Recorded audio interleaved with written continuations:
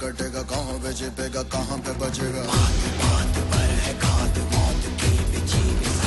उठा तो गिरेगा गिरा तो चिरेगा छिपा तो मिलेगा मिला तो मारेगा जाग जाग भाग भाग बच सके तो बच ले आज आंधी है ये ज़लज़ला है पूरे जोर पर चला है किस्मत दम है जो लड़ा है कौन रह सका खड़ा है सबसे अटल सबसे प्रबल शस्त्र रचित रक्त चरित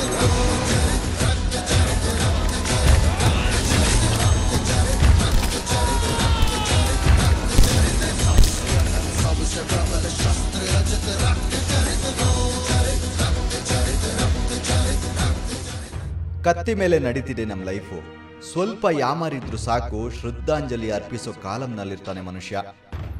ಅನ್ನ ಬೆಳೆಯೋರು ಕಮ್ಮಿಯಾಗಿ ಅನ್ನ ಹುಟ್ಟಿಸ್ಕೊಳ್ಳೋರೆ ಜಾಸ್ತಿ ಆಗಿದ್ದಾರೆ ದುನಿಯಾದಲ್ಲಿ. ಕಷ್ಟಪಡದೆ ಸುಖವಾಗಿ ಬದುಕಬೇಕು ಅನ್ನೋ ಆಸೆ ಮನುಷ್ಯನಿಗೆ. ಆದರೆ ಎಲ್ಲರ ಅಪ್ಪಂದಿರು ಅಂಬಾನಿ ಮಲ್ಯ ಆಗಿರೋದಿಲ್ಲ ಕಣ್ರಿ. ಸುಖದಿಂದ ಇರಬೇಕು ಅಂದರೆ ಕಷ್ಟಪಟ್ಟು ದುಡಿಲೇಬೇಕು. ಇವನು ಕೂಡ ಅಷ್ಟೇ. ತನ್ನ ಮನೆ ಮಕ್ಕಳು ಚೆನ್ನಾಗಿರಬೇಕು ಅಂತ ಹಗಲು ರಾತ್ರಿ ದುಡಿದು ಆ ದುಡ್ಡನ್ನು ಉಳಿಸೋದಕ್ಕಾಗಿ ಚೀಟಿ ಹಾಕಿದ್ದ. ಆದರೆ ಚೀಟಿ ಈತನ ಹಣೆ ಬರಹನೆ ಚೇಂಜ್ ಮಾಡಿಬಿಡ್ತು. ಸರ್, ನಮ್ಮ ಹೆಂಡತಿಯವರ ತಂದೆಗೆ ರಿಲೇಷನ್ ಅವನು. ಇವರೇನೋ ಕುಡಿದ್ಬಿಟ್ಟು ಮನೆಗೆ ಹೋಗಿ ಏನೋ ಮಾತಾಡಿದ್ದಾರೆ. ನಾವು ಬಜಾರಲ್ಲಿ ಕೆಲಸ ಮಾಡೋದು. ಆ ಬಜಾರಿಗೆ ಬಂದು ಯಾಕೆ ಮನೆಗೆ ಬಂದೆ ಅಂತ ಸತ್ತೋಗ್ಬಿಟ್ಟಿರೋನು ಬಂದು ಹೊಡೆದಿದ್ದಾನೆ ಅಲ್ಲಿ. ನಾವು 60-70 ವರ್ಷ ಅಂತ ಇದ್ದೀವಿ ಬೆಂಗಳೂರಲ್ಲಿ. ಹೊಡೆದಿದ್ದ ತಕ್ಷಣ ತಿನ್ನೋ ಜಾಗದಲ್ಲಿ ಬಂದು ಹೊಡೆದ್ಬಿಟ್ನಲ್ಲ, ಮನೆ ಮರ್ಯಾದೆ ಹೋಯ್ತಲ್ಲ ಅಂತ ನಾನು ಹೆಂಡತಿ ಬೇರೆಗೆ ತಂದೆ ಬೇರೆ ಹಣೆ ಬರ ಹಿಂಗೆ ಅಟಾಯಿಸಲ್ಲ ಹೋಗಿ ಕೇಳೋಣ ಬಿಡೋ ಮಾತಾಡ್ಸೋಣ ಅಂದ್ಬಿಟ್ಟು ಅವ್ರು ಹೆಂಗಸು ಮಾತಾಡಿದ ಮಾತಿಗೆ ಅವನು ಸತ್ತ ಸರ್. ಹೆಂಗಸರನ್ನ ಮುಂದೆ ಬಿಟ್ಟು ಯುದ್ಧ ಮಾಡಿ ಗೆದ್ದವನ ಹಿಸ್ಟ್ರಿ ಎಲ್ಲೂ ಇಲ್ಲ. ಆದರೆ ಆ ವ್ಯಕ್ತಿ ತನ್ನ ಹೆಂಡತಿಯನ್ನು ಮುಂದೆ ಬಿಟ್ಟು ಮಜಾ ನೋಡಿದ್ದ. ಆದರೆ ಅಲ್ಲಿ ಕಥೆನೇ ಬೇರೆಯಾಗಿ ಹೋಯಿತು. ನನ್ನ ಹತ್ರ ನೀನು ನಾನು ಗಂಡಸು ಮಾತಾಡ್ಕೋಬೋದು, ಏನೋ ಮಾಡ್ಕೋಬೋದು, ಏನೋ ಹೆಂಗಸರು ಬೇಡ ಅಂದ್ರೆ ಆ ಹೆಂಗಸು ಒಂದು ಕೆಟ್ಟ ಮಾತು ಅಂತು ಸರ್. ಯಾವ ಗಂಡಸನ್ನು ತಡ್ಕೊಳ್ಳೋದು.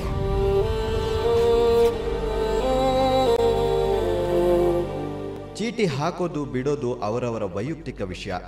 ದುಡ್ಡು ಹೋದರೆ ಅದು ಅವ್ರದ್ದೇ. ಅದು ನಂಬಿಕೆ ಮೇಲೆ ನಡೆಯೋ ದುಡ್ಡಿನ ವ್ಯವಹಾರ ಅಷ್ಟೇ. ಆದರೆ ಅದರಿಂದನೇ ಇಲ್ಲಿ ಕೊಲೆಯೊಂದು ನಡೆದಿರೋದು ದುರಂತ ಅಂತಾನೆ ಹೇಳ್ಬೋದು. ಇರ್ಲಿ, ರಾಜೇಂದ್ರ ತನ್ನ ಸಂಬಂಧಿಕರ ಬಳಿ ಚೀಟಿ ಹಾಕಿದ್ದ. ನಿಯತ್ತಾಗಿಯೇ ಕಟ್ತಿದ್ದವನು ಆ ತಿಂಗಳು ಅದೇನು ತೊಂದ್ರೆನೋ ಏನೋ ಕಟ್ಟಕ್ಕಾಗ್ಲಿಲ್ಲ. ಹಾಗೆ 1-2 ತಿಂಗಳು ಕಳೀತು. ತನ್ನ ಸಂಬಂಧಿತಾನೆ ಕೊಡ್ತಾನೆ ಅನ್ನೋ ಕಾರಣಕ್ಕೆ ಆ ಹೆಂಗಸು ಸುಮ್ಮನಿದ್ಲು. ಆದರೆ ರಾಜೇಂದ್ರನಿಗೆ ಅದೇನು ಸಮಸ್ಯೆನೋ ಏನೋ ಆತ ಕಟ್ಟಲೇ ಇಲ್ಲ. ಆದರೆ ಅಂದು ಆಕೆ ಇವನ ಬಳಿ ಬಂದು ದುಡ್ಡು ಕೇಳಿದ್ದಾಳೆ. ಕೇಳಲಿ, ಪರವಾಗಿಲ್ಲ. ಆದರೆ ಕೇಳೋ ರೀತಿ ಮಾತ್ರ ರಾಜೇಂದ್ರನಿಗೆ ರೇಗಿ ಹೋಗಿತ್ತು. ಆಕೆ ರಾಜೇಂದ್ರನಿಗೆ ಆ ಮಾತನ್ನು ಹೇಳಿಬಿಟ್ಲು. ಗಂಡು ಬಾರೋ, ನನ್ನ ಗಂಡನ ಹತ್ರ ಫೈಟ್ ಮಾಡೋ ಅಂತ ನನ್ನ ಕೈಯಲ್ಲಿ ಕೋಪನ ತಡ್ಕೊಳ್ಳೋದು. ಚಿಕ್ಕ ವಯಸ್ಸು 25 ವಯಸ್ಸು ಸರ್. ನಮ್ಮಲ್ಲಿ ಸರ್ ದಾಡಿ ಗೀಡಿ ಎಲ್ಲ ಏನಿಲ್ಲ ಸರ್. ಮೀಸೆನೇ ಸರಿಯಾಗಿ ಬರ್ತಾ ಇಲ್ಲ. ಇವಾಗ ಕೂದಲೆಲ್ಲ ವೈಟ್ ಆಗ್ತಾ ಇದೆ. ತುಂಬ ಬೇಜಾರಾಗ್ತಾ ಇದೆ.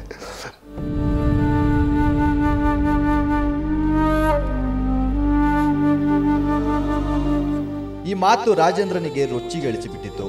ಆ ಮಾತು ಕೇಳಿದ ತಕ್ಷಣ ಆತ ಗಂಡಸು ಅನ್ನೋದನ್ನ ಪ್ರೂವ್ ಮಾಡಿಬಿಟ್ಟಿದ್ದ. ಅದು ಆ ವ್ಯಕ್ತಿಯನ್ನು ಕೊಲೆ ಮಾಡುವ ಮುಖಾಂತರ. ಸರಿ, ನಾನು 3 ದಿವಸ ಅಂತ ನಾನು ಆ ಮನುಷ್ಯನ ಹತ್ರ ಮಾತಾಡಬೇಕಂತ ಹುಡುಕ್ತಾ ಇದ್ದೀನಿ, ಸಿಕ್ಕಿಲ್ಲ ಆ ಮನುಷ್ಯ.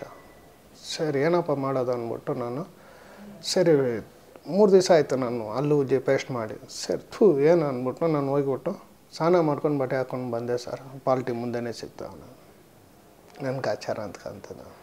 ಆ ಡೇಟನ್ನು ಮರ್ತಿಲ್ಲ ಸರ್. 94 ನವಂಬರ್ 8ನೇ ತಾರೀಕು ಬೆಳಿಗ್ಗೆ 11:15 ಆಗಿದ್ದು. ಸರ್ ಸಿಕ್ಕದ. ನಾನು ಏನಪ್ಪ ಅಂತ ಕೇಳಿದ ತಕ್ಷಣ ಹೆಂಗಂತೂ ನಾನು ಅವನ್ನ ಹೊಡೆದ್ಬಿಟ್ಟೆ ಸರ್. ನಾನು ಹೊಡೆದ್ಬಿಟ್ಟು ನಾನು ಆಪ್ಷನಿಗೆ ತೋರಿಸ್ಬಿಟ್ಟೆ. ಮನೆಯಲ್ಲಿ ತಾಯಿ ತಂದೆನೇ ಕರ್ಕೊಂಡು ಹೋಗ್ಬಿಟ್ಟು ಇಟ್ಕೊಬಿಟ್ರೆ ಸ್ಟೇಷನಲ್ಲಿ. ತಾಯಿ ತಂದೆ ಅಂದಿದ ತಕ್ಷಣ ನಾನು ಬಂದು ಸ್ಟೇಷನ್ಗೆ ಸರೆಂಡರ್ ಆದೆ.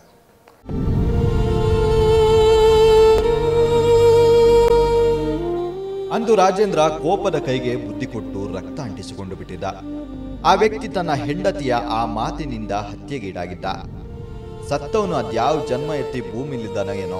ಆದರೆ ರಾಜೇಂದ್ರ ಇದೇ ನೆಲದ ಜೈಲಿನಲ್ಲಿ ಪಾಪಿ ಪ್ರಪಂಚಕ್ಕೆ ಹಿಡಿಶಾಪ ಹಾಕುತ್ತಾ ಕುಳಿತಿದ್ದಾನೆ. ಇಷ್ಟೆಲ್ಲ ನೋವಿದ್ರೂ ಬದುಕಬೇಕಲ್ಲ. ಉಸಿರು ಹೋದ್ಮೇಲೆ ತಾನೇ ಸಮಾಧಿ ಸೇರೋದು. ಜೀವನಕ್ಕಾಗಿ ಹೋರಾಟ ಮಾಡಲೇಬೇಕು. ಈತನ ಕುಟುಂಬದ ಪರಿಸ್ಥಿತಿ ಹೇಗಿದೆ ಎಂದು ಮುಂದೆ ಹೇಳ್ತೀವಿ. ಅವ್ರಿಗೂ ನಮ್ಮ ಬಗ್ಗೆನೇ ಚಿಂತೆ, ನಮ್ಮ ಮಕ್ಕಳು ನಮ್ಮ ಬಗ್ಗೆನೇ ಸರಿಸ್ತಿತ್ತು ಜಾಸ್ತಿ.